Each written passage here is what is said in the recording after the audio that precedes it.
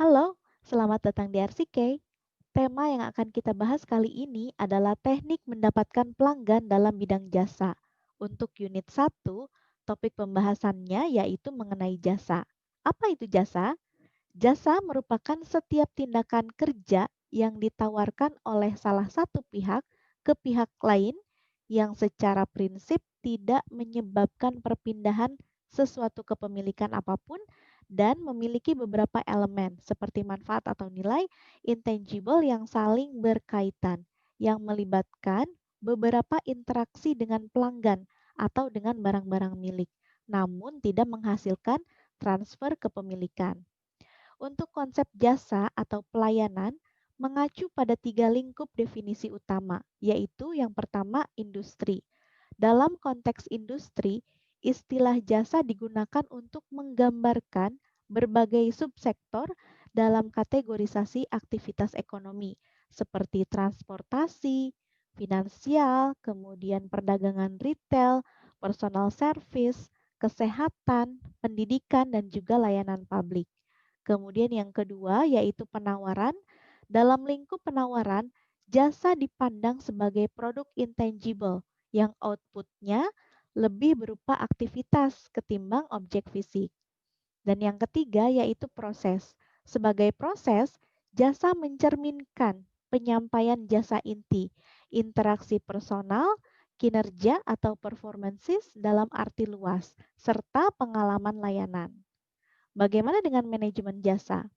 Manajemen jasa adalah pendekatan keseluruhan dari penjual dalam mewujudkan tercapainya kualitas pelayanan atau jasa sebagaimana yang diinginkan oleh pelanggan dan merupakan faktor pendorong utama dalam operasi bisnis.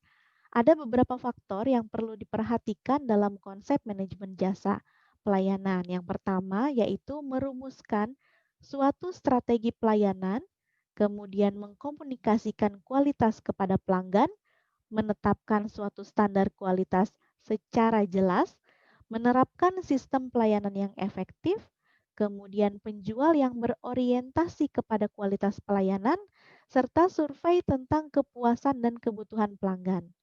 Untuk manajemen sumber daya manusia, manajemen jasa berorientasi pada penerapan manajemen sumber daya manusia yang sistematik dan juga modern. Manajemen sumber daya manusia merupakan salah satu upaya yang dilakukan oleh penjual untuk mengatur sumber daya manusianya. Sumber daya ini diarahkan untuk mencapai tujuan penjualan yang telah ditetapkan sebelumnya, yaitu salah satunya dapat memasarkan jasa dengan baik kepada pelanggan. Adapun proses manajemen yang penting dalam hal ini adalah mengenai manajemen sikap dan juga manajemen komunikasi. Untuk manajemen sikap meliputi sikap dan motivasi penjual dan karyawan dalam pelaksanaan kegiatan perusahaan. Sedangkan untuk manajemen komunikasi merupakan proses manajemen dalam menyampaikan setiap informasi yang bertujuan untuk memberikan arahan kerja dan proses penggunaan berbagai sumber daya komunikasi secara terpadu melalui proses perencanaan, pengorganisasian, pelaksanaan, dan pengontrolan unsur-unsur komunikasi. Bagaimana dengan pelayanan prima?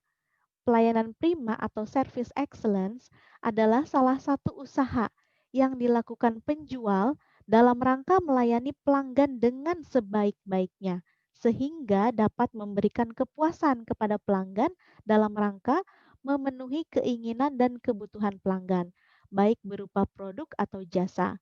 Pelayanan prima ini dapat dinilai dari kecepatan, ketepatan, keramahan, dan juga kenyamanan.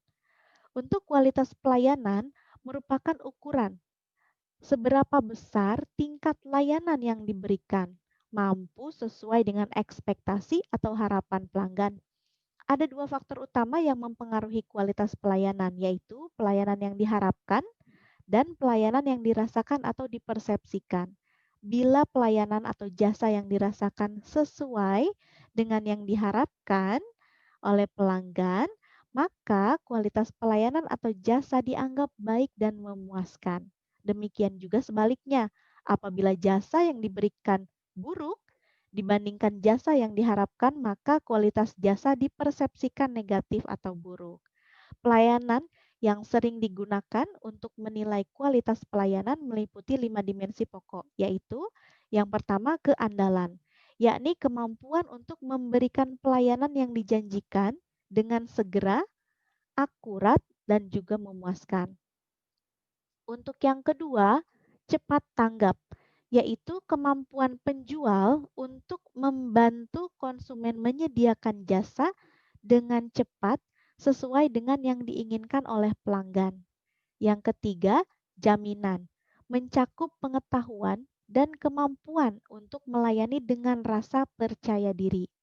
Yang keempat, empati, yaitu penjual harus memberikan perhatian secara individual kepada pelanggan dan mengerti kebutuhan pelanggan. Kemudian yang kelima, kasat mata, yaitu penampilan fasilitas fisik, peralatan, personil, dan alat-alat komunikasi. Konsep kualitas pelayanan akan memberikan beberapa manfaat utama jika diimplementasikan dengan baik, yaitu dapat meningkatkan indeks kepuasan kualitas, kemudian meningkatkan produktivitas dan efisiensi, meningkatkan laba tentunya, meningkatkan pangsa pasar, meningkatkan moral dan semangat karyawan, dan juga meningkatkan kepuasan pelanggan. Demikian penjelasan untuk unit 1 mengenai jasa. Terima kasih, salam progres.